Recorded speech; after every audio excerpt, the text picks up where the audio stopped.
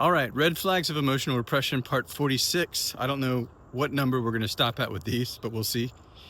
Confusion. When people are doing the work in KI and they inevitably say to me, I'm confused, or I'm disoriented, or in self-doubt, I usually just look at them and say, no, you're not, you're in emotional repression.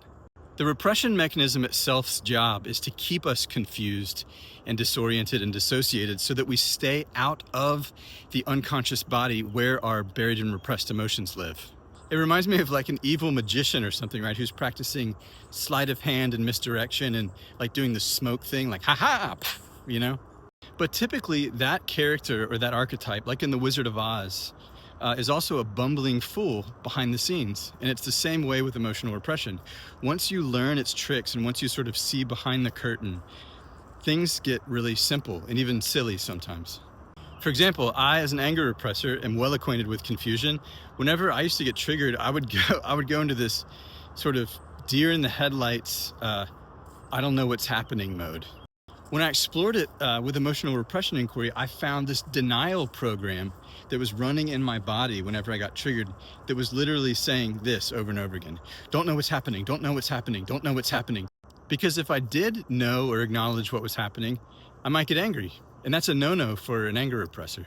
That was a program that got developed for me in childhood because it wasn't safe to get angry in my family. I've got another friend who's a hurt and vulnerability repressor, right? And whenever she would get triggered, she would go into this mode where she couldn't trust anything, right? The programs that would run for her were, I can't trust myself, I can't trust other people, I can't trust anything, right? Over and over again.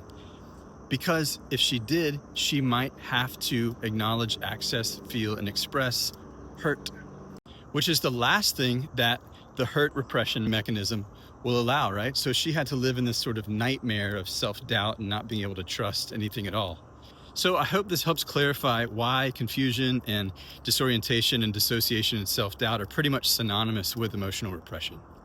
And if you'd like to start resolving yours, let me know. The link is in the caption in the bio.